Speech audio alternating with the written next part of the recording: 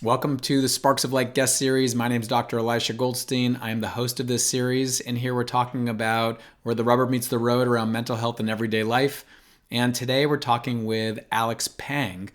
And Alex is not only the author of the best-selling book Rest, but he's also ignited a global conversation around the art and science of rest and how to practically create more of it in our lives.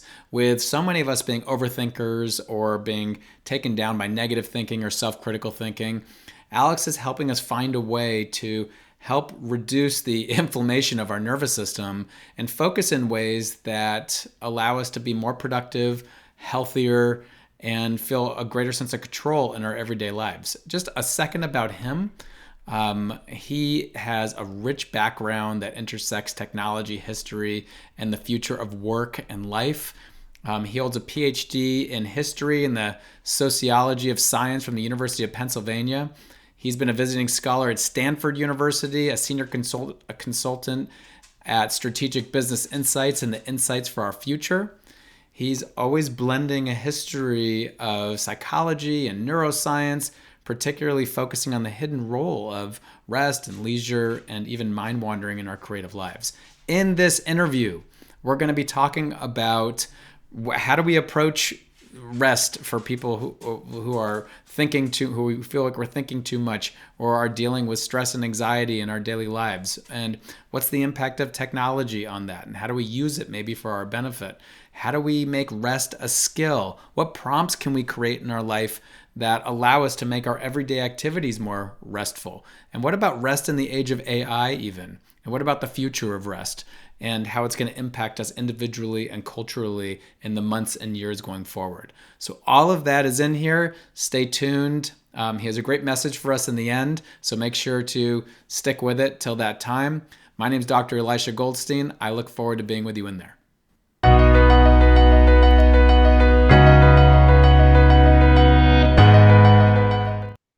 Welcome, Alex. I'm so happy to have you on the Sparks of Light guest series. Well, thanks very much. It's great to be with you. Okay, great. Let's jump in. All right. So, rest is a really important topic in our culture and has been for a while now. And I love the idea that you know some of the science behind rest, and you're going to talk about a little bit of that today, too. How would you say that our current culture or that you redefine our understanding of rest? That's a great question. When I was working on the book myself and discovering the value of rest in my own life, I think that the big things that were novel for me were, first of all, that rest is not just a passive time defined by like the absence of action or sort of activity, right? We tend to think of it as like sitting on a couch with a bag of salty snacks in one hand and the TV remote in the other. And while that does have its place, speaking as someone who just finished sort of binge watching Fall of the House of Usher, um, you know, it turns out that the most restorative kinds of rest, right? The kinds that sort of most effectively recharge the mental and physical batteries that we kind of spend in our daily lives, spend working, being parents, etc. The most restorative kinds of rest often are not just passive, but rather they're active. So that means that means exercise, going for walks, doing things that are not entirely sort of sedentary, but rather have some element of engagement about them. And I think also for very busy people, for people who are kind of accustomed to um, sort of lots of sort of work and stimulation and having something to do, that recognizing of that sort of rest actually has value, and that in order to get rest, you don't have to kind of force yourself to, into inactivity, is a valuable thing or insight.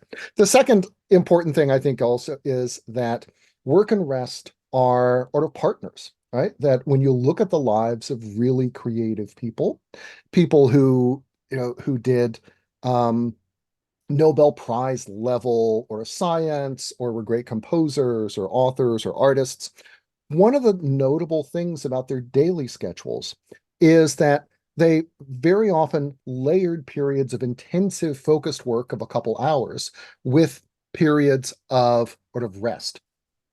And they did that, and it turns out that this kind of schedule is one that gives you both sort of a break, but also something of a creative boost. And that you can and that um, at the level of sort of days, weeks, seasons, you see these kinds of patterns in which work and rest turn out to support each other. And then the final thing is rest has a kind of skill element to it. It's something that you can actually get better at. And that in a way, it's a little bit like, breathing, where you are, breathing is a completely natural sort of activity.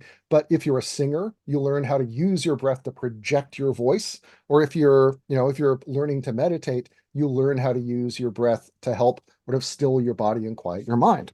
And so the fact, that that so the idea of rest being active, of rest being a skill, and of work and rest really being partners rather than competitors in a good life.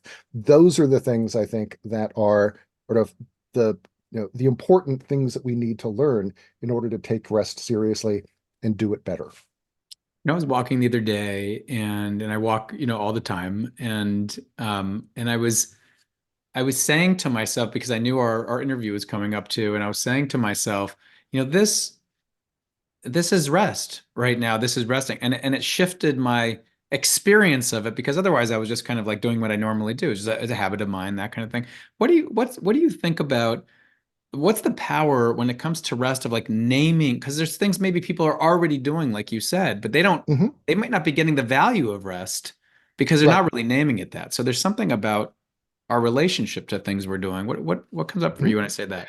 No, I think it is absolutely the case that, that recognizing activities as restful, number one, but second, but sort of also naming them, kind of folding them into sort of our schedules or our daily lives as sort of explicitly as rest means that we approach them a little bit differently, that we might practice them in ways that are a bit more offer a bit more detachment or sort of restorative value.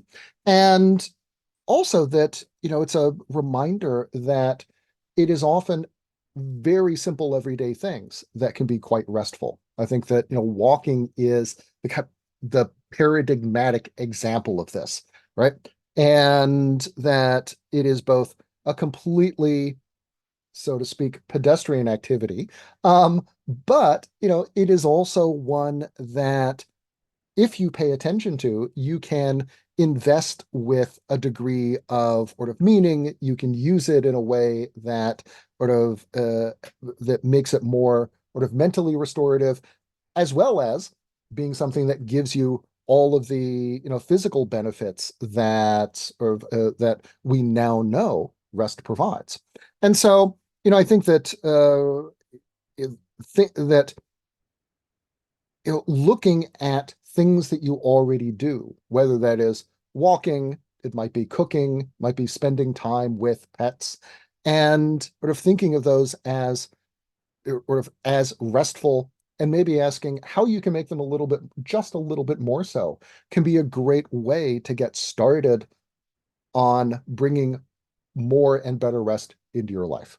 I love that because when we ask our brain questions, it searches for answers. So that question of like everyday activities, how can I make this a little bit more restful? That's an excellent question for us to ask throughout the day. I think about like what would the days, weeks, and months ahead be like if we asked that question to ourselves a little bit more while we were doing everyday activities.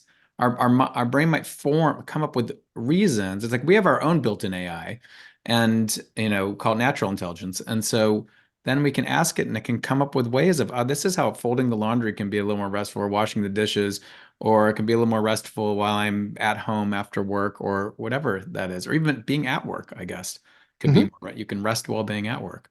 Yeah. Exactly. No, I think, in a way, it follows on the idea of, everyday activities, in an earlier age being sort of forms of prayer or being spiritual activities, right? You can praise the Lord while peeling a spud, as one of the characters in Chariots of Fire put it. And, that I think sort of represents the same kind of striving or longing for sort of, an ability to invest deeper meaning in everyday activities and thus to get more out of them. And so do and there is, if you can, so if you can find the spiritual meaning in peeling potatoes, you can certainly sort of think of, sort of cooking those potatoes or going for a walk after dinner as sort of, as forms of rest. Uh-huh. Yeah. How do we relate to these? I already feel like that's a huge takeaway, that question for me. How do now kind of looking at rest and mental health for a Mhm. moment, what do we know about, like, in our, whether it's the research or the science, what do we know about neglecting rest in our life and how that maybe contributes to our own mental health individually or also as a culture? Mhm. Um, the first thing that comes to mind is that that research that people have been doing on things like chronic sleep deprivation Mhm. and sort of its impact on both mental health, but also, sort of brain physiology, right? Tells us that neglecting rest has long-term negative outcomes for cognitive ability, for sort of mental ability, and ultimately sort of our mental health, right? And I think that the most striking examples of these are research that indicates a correlation between long-term sleep deprivation and increased likelihood of dementia later in life, Wow. um, as well as sort of other kinds of heightened likelihood of sort of chronic disease. Now, all of that stuff is kind of bound together sort of later in life. But, the part of what's going on there is that when we sleep, there are systems in our brain that normally have time to kind of go in to do maintenance work to help clean out sort of toxins or the sort of amyloid plaques that can build up and are associated with dementia. And sleep deprivation cuts down on the effectiveness of those systems and their ability to do that work. And so what seems to happen is that the less sleep you're able to get, or the more likely you are to have sort of the physical precursors, or at least the things that are associated with with conditions like Alzheimer's. Um, but I think that, you know closer to home, I think we all recognize the degree to which things like sleep deprivation, sort of work pressure, or the kind of or sort of time pressure are, have a negative impact on both our quality of life, on sort of, our resilience or ability to deal with problems, how good a person or sort of we are. And so even if, you don't go as far as having a association with amount of rest and, diagnosed mental conditions, I think we all have had the experience of being in those places where we have felt like, we are under constant pressure, unable to rest, and we know the impact that that has on us and on those around us. Yeah. I mean, we have a system within us, a biological system, and you can only tax it so much. And when it's taxed, you get burnout, literal burnout, and that can turn into anxiety or depression or literally cellular inflammation, these different things that stress creates. And what I'm hearing you say is that being able to focus a little bit more on how you can kind of create more rest, or even like we were talking about before, like how can I make this more restful? can um, be preventative, especially if you have a predisposition towards Alzheimer's or towards a specific physiological disease or towards a mental health issue like depression or anxiety. The Hmm. more we can kind of reduce the reactivity that's there, and by getting rest, we're kind of like cooling the nervous system like more and more, the better we are, more resilient we're probably going to be. It's my guess. Right. Yeah. No, I think that's exactly right. Sort of your mention of sort of inflammation reminds me of sort of Hans Selye, who was sort of the scientist who first really studied sort of the relationship between sort of stress and inflammation. Hmm. Was you know, he he's a great example of someone who was both an amazingly productive sort of scientist, but he was also sort of a figure who was a serious amateur musician, or he was an art collector. I mean, he was someone who had a series of serious hobbies to which he, you know, was devoted for, or for most of his life, and which provided a really sort of valuable counterbalance to sort of to his research. And so, he was both someone who was really interested in stress, sort of in the science of stress, but Mhm. also, someone who, in his own sort of who daily routines and sort of hobbies, sort of, came up with strategies for sort of, for reducing it in his own life and work. Or stress, reducing the Yeah, stress. Uh-huh. right. Yeah. Yeah. What about the idea that like, and so we all come, I know, I think of like sometimes when I think of my grandparents, I think of how much they worked, and they worked so hard, and they were like always working, this kind of New England mindset. And then I look and I'm like, well, actually, they did gardening, they did these other things, but there's this idea in our culture that rest is indulgent, like, or that it's lazy in some way. I know I feel that sometimes even within myself, like, oh, I got to get this done. Well, I got to clean my house now. Oh, I got, whatever. Is there something like what do you say about that? Because that's an inclination that a lot of us have. And how do we wrap our minds around the the importance, the essential nature. Like what's the payoff? Like Mhm. if I can be aware that there's a big payoff, maybe I'll be more motivated. Right. You know, we have all kinds of things in sort of our culture and in our daily lives that send the message that um, that rest is idleness or unworthy of us, that sort of, work is good, and therefore overwork is even better, right? I mean, whether this, and I kind of, it sort of comes at us from two directions, right? I think we have this sort of ideology of overwork that really takes off a couple generations ago in the 70s and 80s with the rise of the finance and tech industries and the replacement of the idea of sort of success as being something that that comes at the end of a long career where you start in the mailroom and sort of work your way to the boardroom. Right? There was a period in American history where both General Motors and General Electric, the two biggest companies in America, were run both by guys named Charlie Wilson, both Uh, of whom had spent their entire careers sort of at their respective companies.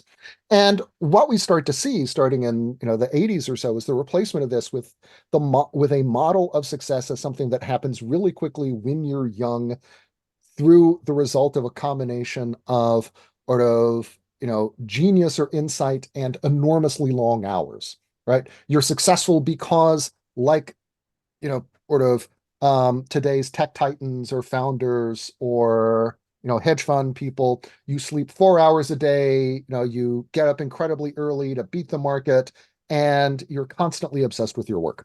And at the same time, there were structural things that happen that create greater degrees of sort of job insecurity, sort of, shortened career paths, whether they are in blue collar work or white collar work, and sort of the and also sort of us sort of building on sort of our Puritan origins, Yeah. sort of a sense that, sort of that, um, idle idleness is the what is the saying? Idleness is the devil's plaything. That if you're not busy, then sort of there's, that there's something wrong. And that idea gets supercharged in, sort of over the course of our lives. And all of these things together, I think, form a really powerful structure, a kind of sort of, a sort of cage of presumptions Yeah. that is very difficult for us to break out of. Yeah. It's a story. And It's a story. yeah, Right. precisely. Yeah. And I think that part of the reason that when I was studying this, that I focused on people like, Nobel Prize winners, was that they are very clearly extremely successful people in their fields, right? But at the same time, their lives are very well documented. So we often have diaries and sort of records of sort of that tell us a lot about how they worked. And they provide a really clear counterpoint to this message that success is something that only comes as a result of enormously long hours, that sort of the price of doing good work is sort of your health, your sort of mental and physical health, your relationships with others, and that those are sacrifices that are worth making. And that, many of these lives tell a completely different story, right? That sort of good work that is satisfying to us and sometimes is of great benefit to others can come out of sort of crafting lives that are far more balanced, that take rest far more seriously, that recognize its value in helping us do good work and having better ideas, and that this is a model that of recent work in neuroscience and the psychology of creativity both help explain and can help us do a little bit better. So, yeah, end of rant.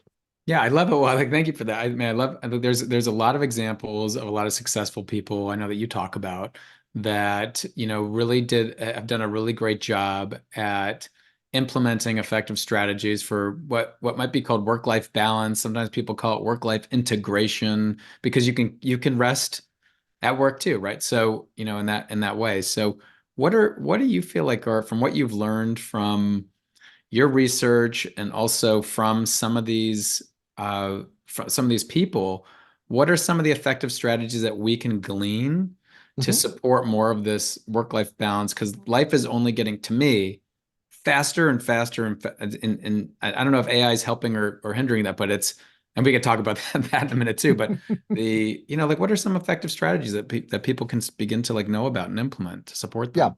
Okay, so sort of quick list of things is first off, um, if you have the kind of schedule that allows you to sort of work in rest periods in between sort of unbroken blocks of sort of deep work time, as Cal Newport would put it, that is a really effective daily strategy for both getting more done and making that work more sustainable.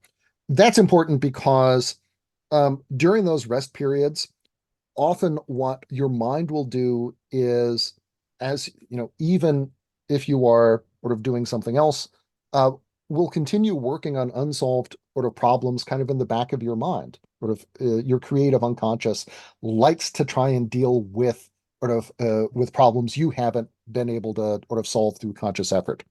And so not only do you get sort of the benefits of a break, but sometimes in those predictable periods of rest, you lay the foundation for sort of new approaches to problems, for sort of insights that you wouldn't have had otherwise, that can sort of make your work a little better. Second thing is people who are in high stress professions or positions who last longer at them are people who have better work-life boundaries, meaning that they are better able to sort of turn off their phones at the end of the day, not take work home, sort of, and they are successful often because they have something else that they do instead. And this can be sort of, can be hobbies, can be time with pets, sort of other things, but things that are sort of engaging, you know, again, it's not just about like turning off your brain, but having sort of something else that you sort of turn to instead. A third thing is taking your vacations. Americans are terrible at this. Mhm. But things like the Framingham Heart Study and other longitudinal studies that look at people over the course of decades find that people who take regular vacations are healthier, happier, they're often better employees, uh, and they live longer, healthier lives than people who sort of don't. And then I think that the final thing is that the more you're able to do this with other people rather than have to kind of come up with your own solutions, the better off you're going to be. Right? Mhm. For the last couple of years, I've been working with companies who are implementing 4-day work weeks across all kinds of industries all around the world. And one of the real benefits of that is that, you know, moving an entire company to a 4-day week means that everybody has to work together in order to create more leisure time. And so rather than looking for deep work time or turning off your phone in the evening as something that you do just for yourself, that can be kind of a zero-sum game at work. The 4-day week or other kinds of collective strategies mean that everybody does this together for everybody's benefit. And that yields solutions that are not zero sum, but win-win, and that are far more sort of sustainable and enduring than ones that we pursue by ourselves. And so the more we can recognize that kind of, that we all we all suffer from these challenges of overwork and burnout and sort of work-life balance. And that should be a clue that we should all try to solve them together. And that in fact, that kind of collective action can be sort of a really powerful form of self-care. And so that's the final thing that I would that sort of that the final suggestion that I would make. Don't Yeah, do it alone, do it with others.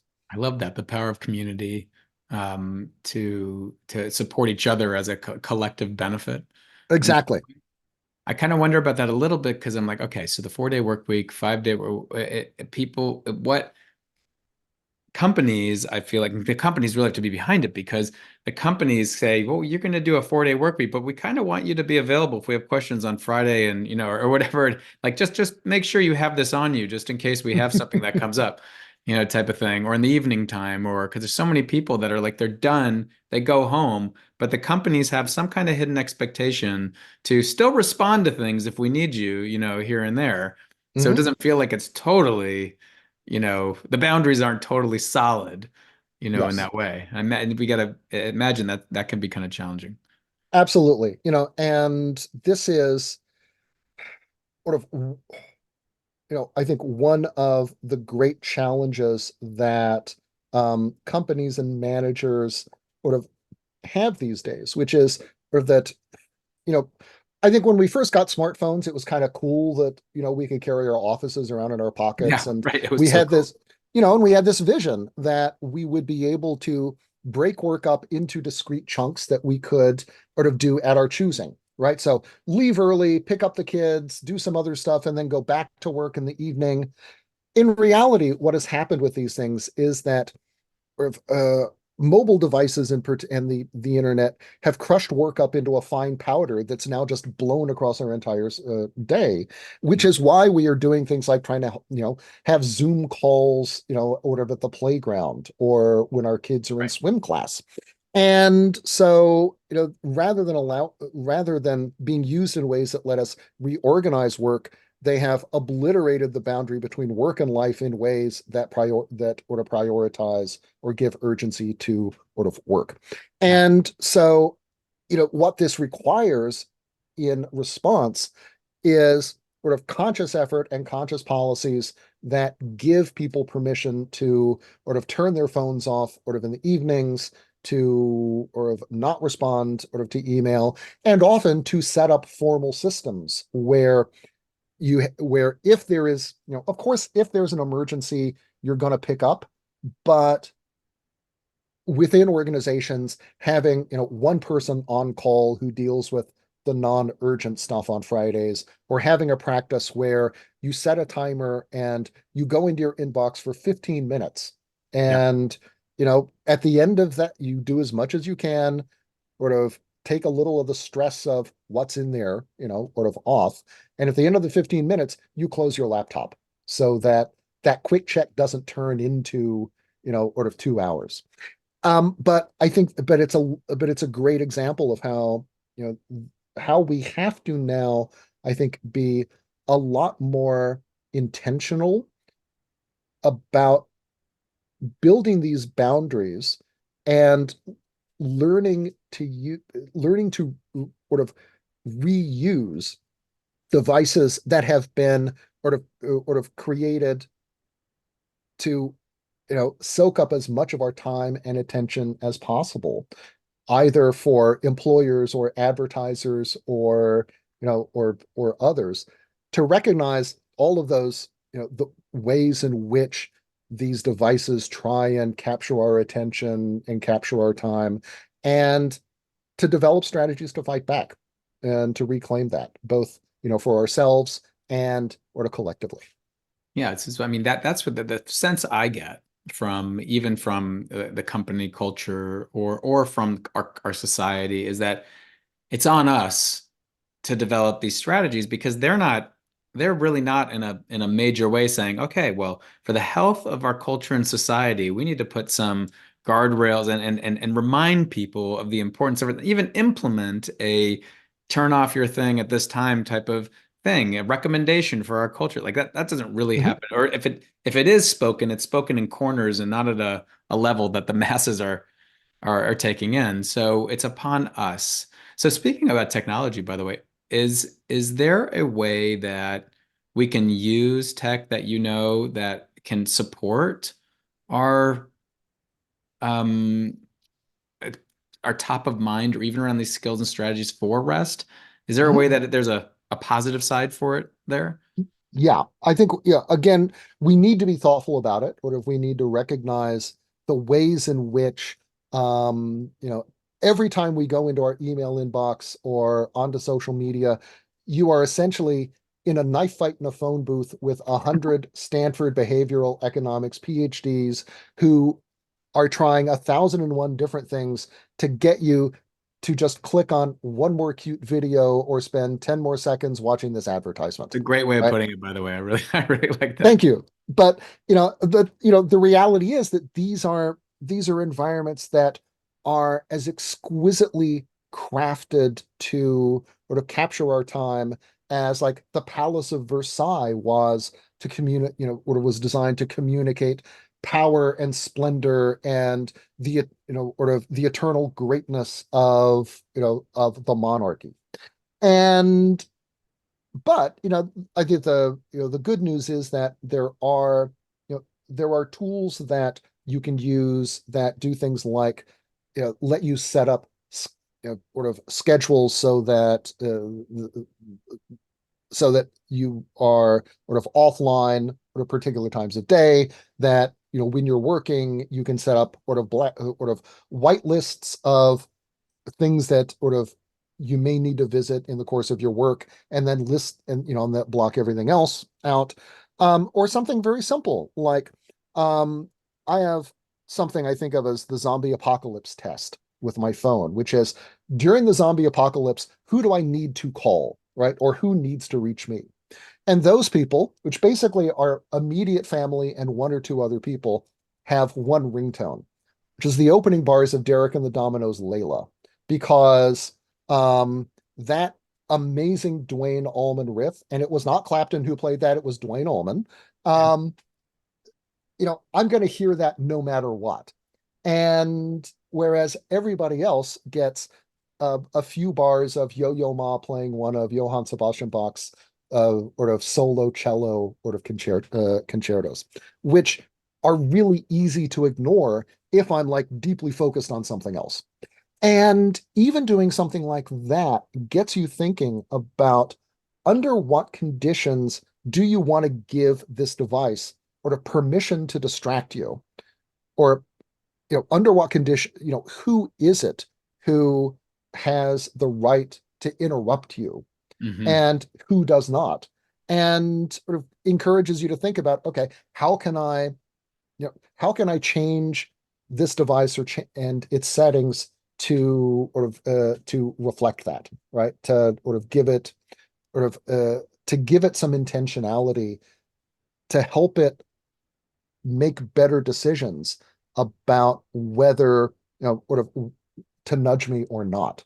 And so whether it's doing stuff like that, whether it's using kind of sort of apps like Freedom, which is one that I've used for a long time and quite like, or increasingly the features that operating systems now have to have bedtime, quiet time, etc. Um, these are things that we definitely can set up, but but you've got to be thoughtful about it and sort of go after it, rather than assume that the makers of your phone's operating system will act in your best interest to create these settings, because they won't, Yeah, and neither will anybody else. it would be really nice if there was, because everyone's, we've been programmed to be so busy in our minds at the very least, that if there was somewhere that had like option one, option two, option three settings for rest. And if you want to have a more restful phone a relationship with your phone, put these settings on or these settings, and then that it would just be your go-to, so that people don't have to think about it, because for most people, I think they go to their phone and they're like, most of what's on here is more complicated than I'm willing to deal with. Mhm. And so, they're going to give up right away because we're focused to like move towards comfort and away from discomfort. But speaking about the tech, so just if anyone's listening to this and wants to take on that task about, how do we configure our phones for rest in the way that Alex is talking about, but just giving some options, I think a whole lot of people could benefit from that. Um, on the topic of tech, so AI has been obviously a very big thing for a while, but certainly in the last year. And there's this idea that it's going to take over more and more tasks, increase productivity, um, decrease the amount we have to actually spend in doing things. Do you foresee a future where human rest, as a result of this, becomes more valued or more neglected? What comes up for you? I see two possibilities. The first is, and it really depends on who owns the AI and who gets to make the choices about how it gets deployed in our workplaces. Um, if this is technology that is mainly, centralized, that is deployed in workplaces by companies themselves, by managers, then there's a prospect there of the technology being used to sort of replace people and to throw a lot of us out of work, right? The second possibility is that workers have more power over what things get automated versus how AI gets used to augment our ability to do our most interesting work. And in that scenario, I think you see or of an opportunity to reduce the amount of time that you have to spend, like, actually at the keyboard, sort of type, filling out forms and sort of doing busy work, and more time that you can devote to the more creative, interesting parts of sort of your job. I would like to think that that second scenario also creates a space for recognizing the value of sort of downtime and rest, Mm. um, as both a source of insight and as a great way to use the new free time that we all create.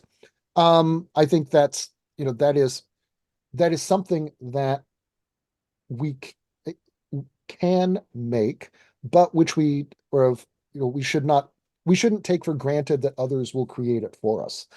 The final piece of good news is that um, the companies that we have been working with definitely are starting to use AI to do, sort of, and it's mainly Chat GPT at this point. Um, but they've been using it very much to create time for everybody, as opposed to using it to automate jobs and therefore, put people out of work. So it's absolutely the case that it definitely can and is now sort of being used in that way. But companies and leaders and workers have to agree that it gets deployed in that manner. Uh-huh. That's interesting. So like you really this could be I remember when the when it was the internet boom and I was in San Francisco and all the companies had all their billiards and their ping pong tables and video games in the office and like all this and it was like come work for us because we're gonna have the best most fun experience. I can imagine if companies adopted what you're saying, if more and more do that, it's like come work for us because you're gonna have the most balanced experience as a human, in our company. We deploy this so that you can have more of integration and balance in the workplace. You're gonna have the best experience, best for your health, best for your everything. That would be really cool. Yeah, I think that between sort of the workforce as a whole getting a little older, between the experience that that in the tech industry workers have had of seeing, these cool offices with the beanbag chairs and the kombucha stations, essentially as traps to keep you working longer, sort Yeah. of rather than as conveniences, and the great reset around offices that we've seen in the wake of the pandemic that sort of no longer presume that the office is that we should aspire to spend a lot of time in offices, especially if they're cool, but rather they're places that serve a particular functional purpose, and they should be designed sort of to do that thing, but not necessarily designed with other nudges that keep us there a little bit longer through catered meals and dry cleaning and or Pilates classes. So Right. I think that that the days of the office as time trap is are pretty much sort of behind us. Wow. Okay, that's really cool. Yeah, and maybe we can move to this kind of like newer version of this. I have a few more questions for you, which is what do you feel like the interplay is between mindfulness and rest? Like what role does it play in helping us achieve a more restorative sense of rest? Well, I think that it's for one thing, I think that mindfulness practices are uh, are extremely valuable for a couple reasons, right? Number one, the regularity of them. Developing is sort of can be really great for people who are sort of working in stressful professions, who maybe get, sort of are sort of alpha, sort of type A's who get a little obsessed with their work. Mhm. And so I think that the constancy of good, mindfulness practices is a valuable counterbalance to sort of the things that often keep us working longer, obsessing about our work more than we should, and or longer than is useful. Um, I think also that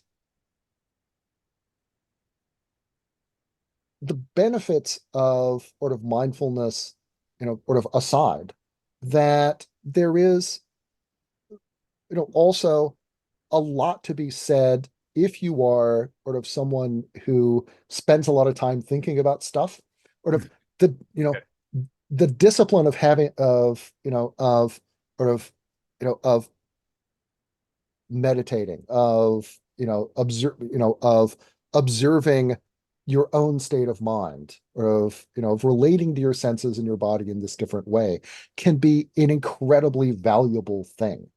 Um, I think also, and it doesn't have to be the case that you have to be terribly, terribly good at it. So, I mean, the thing is, and I'm I'm someone who does yoga on a pretty regular basis, and I'm terrible at yoga, right? I mean, I've got the downward dog sort of pretty much sort of nailed, but there's an awful lot of stuff that happens in sort of classes that I feel like I'm not doing very well.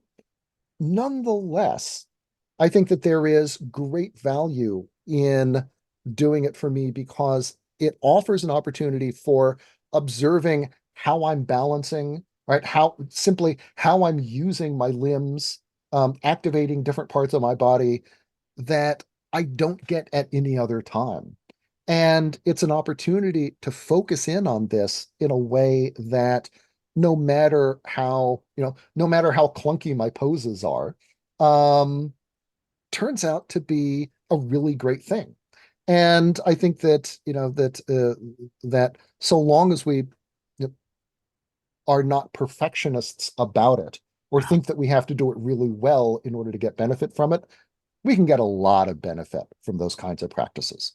Uh-huh. Yeah, right. That's it. You're removing the critic in that and removing the perfectionism from it, and you're just doing it for the sake of the experience of it.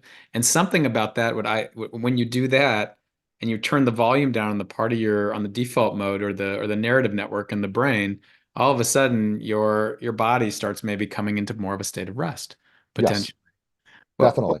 what would you say to someone who is because you touched on this a second ago, to someone who's like an overthinker, who considers themselves an overthinker, their mind's thinking all the time, or maybe they're a little bit it's a little bit more on the burnout stage where they're more self-critical and negative thinking.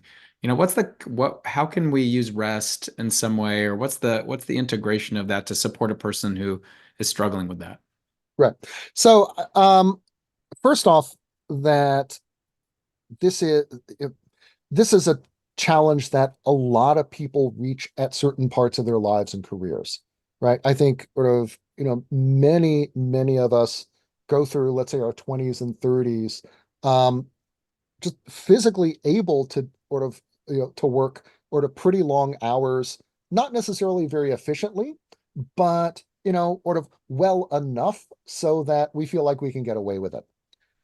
At a certain point, though, you hit a wall, and and the return on working that way begins to decline, and it's necessary to find a different way of working.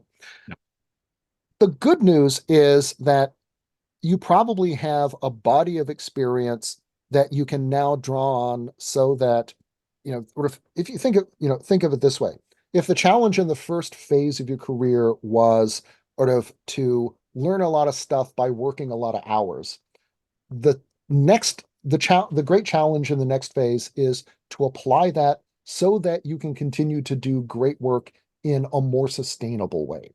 And that means at a daily level or weekly, sort of working fewer hours because after all, you ought to be more efficient and effective and be better able at reflecting on what you're doing and finding ways of of working better.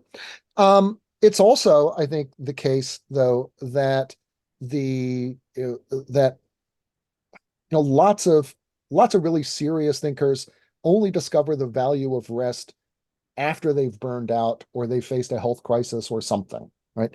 Even Yes. incredibly smart people discover this and learn to take it seriously the hard way. Like that. Um, you know, we all resist that. But I think that the sort of that once once you recognize it and sort of agree to work with it, you can figure out how to encompass rest in ways that give you tremendous value. So if the case I would make is that if you really love what you do, if you have found that thing, then it's probably something, it would be better to be able to do it for 50 years, right? Rather than burn out doing it for 10. And then, and that and that this is, a phase that lots of practitioners, lots of sort of ambitious perfectionist people go through, and that there is a familiar path out of it, and it rests in sort of learning to take rest seriously and learning how order to practice it in ways that that give you an incentive to create more time that sort of prove sort of more restorative than things you've been doing, and that will allow you to have better ideas and have a longer, sort of more sustainable sort of career. When and you speak, I think about replacing sometimes the word career with life. And, Hmm. because that it's like rather than burn out 10 years and 10 years in life, if you want to do life really good, if you really don't really, well, then here's what you're going to do sustainable for over 50 years, that Right. kind of thing. Might as well do life better over 50 years than over 10 years. I feel like you can interchange that a little bit. And that's true, Hmm. right? That's true. Well, No, that's great. yeah, Yeah. this has been really insightful. I've been taking notes as you've been talking, and if you were to kind of look to the future as this final question here, what do you feel like your predictions are for for the idea of rest as our world seems to get increasingly busy? What do you feel like you're predicting here? You know, would I would predict that we are entering a period where the value of rest is and the importance of sort of crafting time for it is no longer really up for debate any longer, right? With a few tiny exceptions, and I think the idea that that overwork is something that is um, sort of good for individuals or for economies or companies is obsolete. The challenge is figuring out how to redesign and rethink the way that we've worked so that we can sort of develop ways of working both on our own and sort of collectively that are sort of more sustainable, that bring more sort of that harness, that recognize the power of rest, that sort of respect it and sort of let us harness it. And I think that that efforts to do things like sort of 4-day weeks, hybrid work, these are, I think these are a good start. And we'll see it play out, probably play out differently in different kinds of organizations. But, the degree to which we see around the world, um, burnout and overwork having turned into essentially public health crises, means that there is, the sort of the arguments over whether this is something that we need to deal with at a kind of high systemic policy level are, I think, are now done, right? I think, you know, for a long time we thought of these as principally individual challenges, as things that require sort of personal interventions. And I think that without taking anything away from sort of the power of each of us individually to sort of to respond to the challenges in our lives, and the value and necessity of building resilience, sort of et cetera, that recognizing that these are systemic problems that require sort of collective action, I think is like the great paradigm shift that will drive the way that we respond to these challenges in like over the next decade. So I expect to see more of it. I expect to see a lot of different kinds of experiments, but I think that all of them will be trying to solve the great question of sort of how we can sort of create more rest for everybody, um, and and sort of do so in ways that sort of are sustainable and equitable. So, Right. I think that's a huge piece because when we look at like the socioeconomic factors and when you talk about sustainable and equitable, looking at the whole, I think that's yeah, that's really critical. yeah, So I yep. yeah, no, there were some extremely sort of persuasive, Greek thinkers, for example, who talked about sort of the incredible value of leisure and the idea of recreation being the highest form of life. And they did so while also ordering around fairly large number of slaves to do everything else for them. Yeah. So, the great and the, sort of the, we do not we do not want to recreate a world in which rest for a few comes at the expense of everybody else.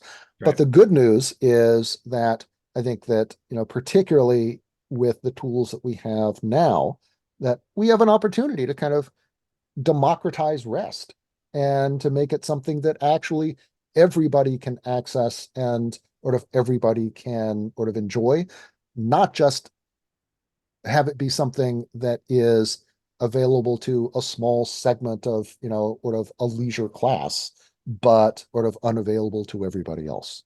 Yeah. Yeah. I even like just kind of harken back what you had said earlier, which was that to even prompt the question in your mind, how can I make this what I'm doing right now more a little more restful? Mhm. Uh, I think that that could be incredibly powerful for anybody doing a lot of people doing different things. Um, yeah. So I just want to, Alex, I want to thank you for your time and on all the work you've put in there. I think rest is something that most of us are not intentionally building the skill towards enough. And if you are feeling overwhelmed or if you're feeling burnt out or if you feel like your mind's kind of going 1,000 miles per hour all the time, or you're struggling with anxiety or feeling depressed, there's stress is at the underpinning of it. And what I hear Alex sharing with us and driving the mission of is to um, to support more sustainable health and wellness in us through integrating the skill and growing the skill of rest.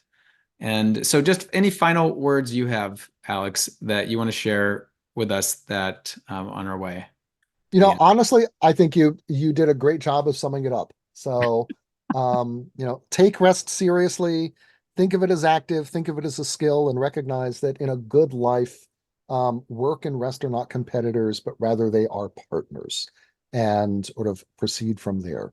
So, I love that. Thank you so much. And where can people find you just so they get a sense of where they can find your work and what you're up to and what you're doing? great question. So it just so happens that there is a new edition of my book, Rest: Why You Get More Done When You Work Less, that is coming out at the end of January. New afterword, new cover. And then a lot of my work happens now through 4 Day Week Global, which is 4dayweek.com. Got very lucky with that URL. Sure And did. then so, those are the main places to find me. So, Okay, great. yeah. Yeah. So search them up, and we look forward to having your sparks integrate into us and support our health and wellness too, and your own. Thanks for being with us, and look forward to seeing you again. All right. Thank you.